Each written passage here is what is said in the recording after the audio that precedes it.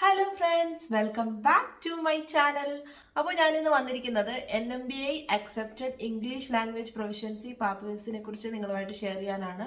ഇതിൽ total 3 pathways ആണ് ഉള്ളത്. അതിൽ മൂന്നാമത്തെ പാത്വേ നിങ്ങളിൽ പലർക്കും അറിയാവുന്നതാണ്, IELTS അല്ലെങ്കിൽ OET. എന്നാലും സ്റ്റിൽ അതിനും കുറച്ച് ക്ലാരിഫിക്കേഷൻ വേണ്ടവരുണ്ടെന്ന് തോന്നുന്നു. സോ അതും ഈ വീഡിയോയിൽ ഇൻക്ലൂഡഡ് ആണ്. അപ്പോൾ നമുക്ക് സ്ട്രെയിറ്റ് വീഡിയോയിലേക്ക് പോകാം.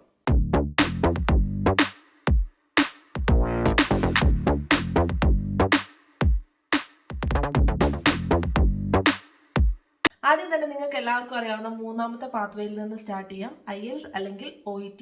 ഇപ്പോഴും പലരും മെസ്സേജ് അയച്ച് ചോദിക്കാറുണ്ട്, IELTSന് എത്രയാണ് അയർലൻഡിലേക്ക് വരാൻ സ്കോർ വേണ്ടത്, OETക്ക് എത്രയാണ് അയർലൻഡിലേക്ക് വരാൻ സ്കോർ വേണ്ടത്, ക്ലബിങ് പോസിബിൾ ആണോ, ഇങ്ങനെയൊക്കെ കുറെ ഡൗട്ട്സ് ഉണ്ട്. സോ അതും കൂടെ ഈ വീഡിയോയുടെ കൂട്ടത്തിൽ ക്ലിയർ ആക്കി പോവുകയാണ്.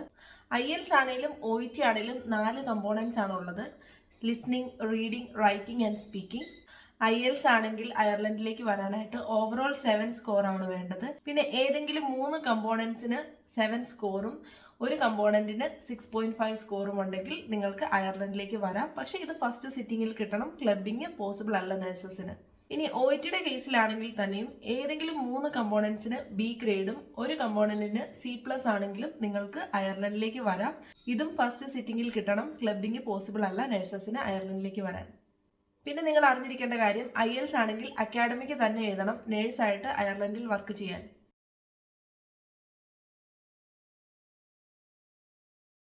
പിന്നെ നിങ്ങൾ അറിഞ്ഞിരിക്കേണ്ട കാര്യം, IELTS ആണെങ്കിലും OET ആണെങ്കിലും 2 ഇയർ വാലിഡിറ്റി ആണ്. വാലിഡിറ്റി കഴിഞ്ഞവരെ NMBI അക്സെപ്റ്റ് ചെയ്യത്തില്ല.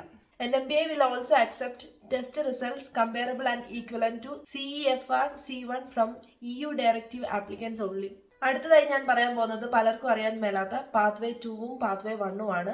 സോ ഇത് അറിയുന്നതിന് മുന്നേ നിങ്ങൾ അറിഞ്ഞിരിക്കേണ്ടത് NMBI റെക്കഗ്നൈസ്ഡ് കൺട്രീസ് ആണ്. നമുക്ക് 5 NMBI റെക്കഗ്നൈസ്ഡ് കൺട്രീസ് ഉണ്ട്: Australia, UK, New Zealand, USA and Canada.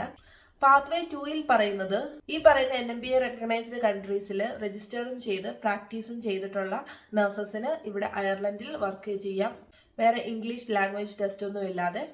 പക്ഷെ ലാസ്റ്റ് 5 ഇയേഴ്സിൽ 3 years post registration practice compulsory ആയിട്ട് വേണം.